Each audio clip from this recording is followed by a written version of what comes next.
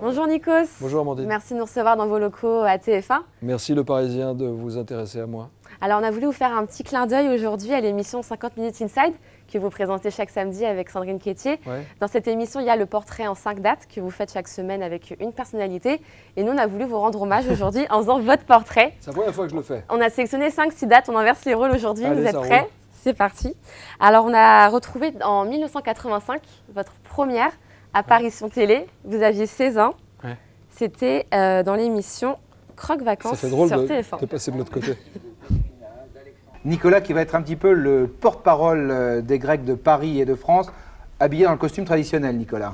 Oui, c'est cela, c'est le costume traditionnel grec. Au début, c'était les brigands qui le portaient, les brigands des montagnes. Donc gilet brodé, une jupe et des chaussures avec des pompons. C'était quoi cette émission? En fait, j'allais à l'école grecque en plus de l'école française tous les samedis. Parce que mes parents viennent de Grèce et il fallait apprendre le grec. Voilà, c'était le profil type de la deuxième génération de Grecs de Paris où on allait à l'école française la semaine et puis le week-end je faisais des cours de grec à cette période de ma vie. Et ils sont venus me chercher parce qu'ils rendaient un hommage à chaque pays. Je crois qu'il y avait les Portugais, les Espagnols, puis il y a eu les Grecs. Et je savais pas, j'avais rien compris, je me suis retrouvé avec le costume traditionnel. On était parti d'ailleurs, on ne s'est pas changé là-bas, on est parti de la maison en costume traditionnel et on est arrivé chez Claude Pierrat. J'ai vu l'envers du décor, c'est la première fois que j'arrivais sur un plateau de télé, je devais avoir 14 ans, je sais pas. 16 ans, ah ouais, c'est ingrat un peu, j'ai la voix qui est en train de changer, muet, mais très aiguë, avec des cheveux longs, et puis j'étais timide et j'étais là, je savais pas quoi faire. Et comme j'étais un tchatcheur, je faisais du théâtre et que j'étais un peu un bout en train dans ma classe, et là je me suis retrouvé à la télé. C'est émouvant parce que ça me rappelle mes parents surtout. J'avais une petite sœur à l'époque, ma sœur elle devait avoir 50, et puis on était là, c'était notre cadeau de Noël. Voilà. Et en fait, si on m'avait dit un jour, on allait me parler de cette première télé, quelques décennies plus tard, je ne l'aurais pas cru. Alors en 1993, vous devenez journaliste politique pour Euronews. Ouais. Comment ça vous est venu l'envie d'être journaliste? De fil en aiguille, j'étais coupeur de dépêches à RFI. Après, j'ai fait les matinales sur Radio Notre-Dame. Et ensuite, Euronews était en train de se monter. Ils avaient besoin de journalistes, de jeunes journalistes qui parlaient plusieurs langues. Gérard Deck, qui était le patron de l'époque, m'a fait confiance, paix à son âme. Et je me suis retrouvé par hasard à passer le casting du présentateur de Télé Monte Carlo depuis Euronews, parce que c'est Euronews qui produisait le journal. Je passais en dernier, je disais des conneries, alors que je n'étais pas statutaire, j'étais pigiste. Et finalement, je me suis retrouvé là-dessus. Et j'ai eu plein d'amis avant, beaucoup moins le jour de la diff. C'est-à-dire que c'est intéressant parce que j'ai très vite compris que quand tu es devant la caméra, tu te fais plein de nouveaux amis, mais tu perds aussi un peu... c'est toujours un malentendu. Il y a plein de gens qui t'en veulent presque d'être devant la caméra. Mais c'est humain. C'est pas méchant. Mais du jour au lendemain, alors qu'on rigolait, t'en avais qui se mettaient comme ça derrière la caméra pour voir si j'allais me planter, quoi. C'est assez un chemin solitaire.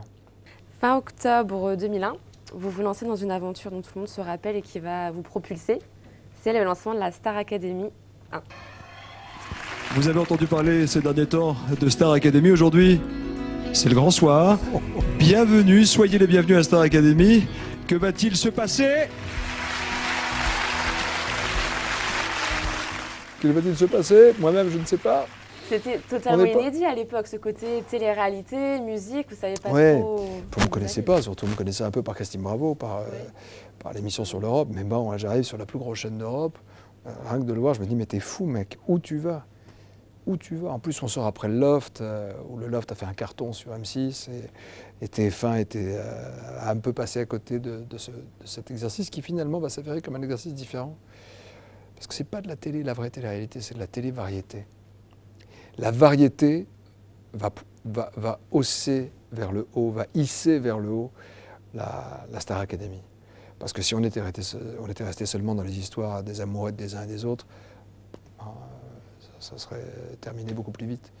Il paraît que vous avez failli abandonner d'ailleurs lors de la première saison, quelques semaines après le lancement. C'est vrai. Ça ne marchait pas. Et puis finalement, on a eu 2 invités qui sont venus, c'est Marc Lavoine, Danny Briand. Et il y a eu 2-3 réglages qui ont été faits par les autorités de l'époque, par Patrick Lelay. Je me souviens un jour dans ma loge, je débarquais, ça devait être mon premier prime. J'avais à peine 30 ans et j'avais toutes les autorités, tous les mecs mythiques de TF1 qui me disaient « ça va bien se passer ».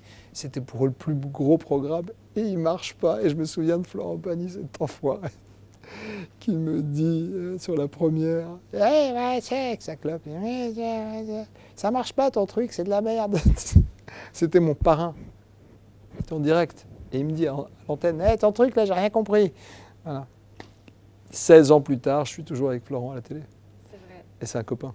29 novembre 2012, votre femme Tina donne naissance à votre fille Agathe, votre premier enfant. Ça change une vie d'être papa? Regardez ma tête. Daddy, papa. Avec ma femme, on s'est fait mutuellement le plus beau cadeau de notre vie. Oui, ça change tout.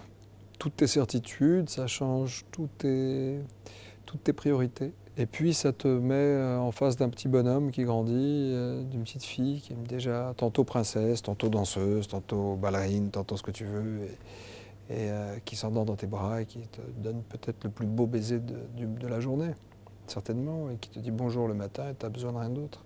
Et puis j'ai appris aussi que l'amour d'une fille à son père qu'elle fait déjà ce qu'elle veut, elle me roule déjà.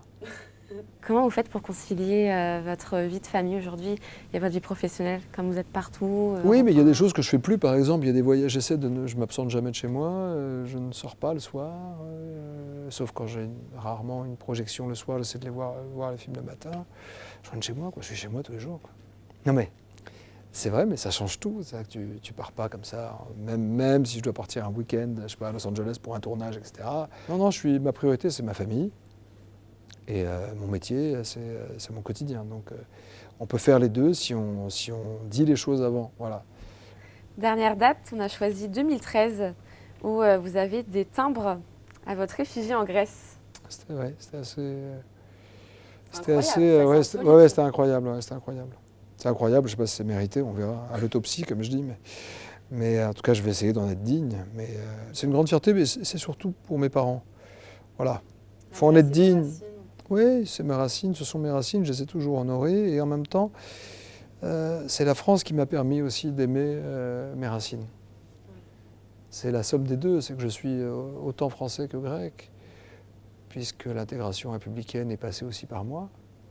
La France m'a aimé comme l'un de ses enfants de souche. Et mon rôle à moi, c'est de lui rendre aujourd'hui à la France. Si on fait le bilan de votre carrière aujourd'hui, vous êtes satisfait ou vous avez encore des objectifs, certains rêves peut-être? Je me demande même parfois si tout cela n'est pas un malentendu. Je ne sais pas où je serai demain. Donc est-ce que je suis à ma place au bout de... Ça fait presque 30 ans que je bosse, ça fait 15 ans que je suis à TF1, ça fait 20 ans que je fais de la télé. Une chose est sûre, j'ai piqué la place de personne. Et je suis conscient que cette place ne m'appartient pas non plus, parce qu'on te le prête, on te donne l'occasion de montrer ce que tu sais faire. N'oublie pas d'où tu viens et n'essaie pas de devenir un autre. C'est important ça. Merci beaucoup Nikos. Merci à vous, le Parisien, merci Amandine, merci infiniment. C'est la première fois que je fais mes 5 dates. C'est drôle, c'est dur comme exercice.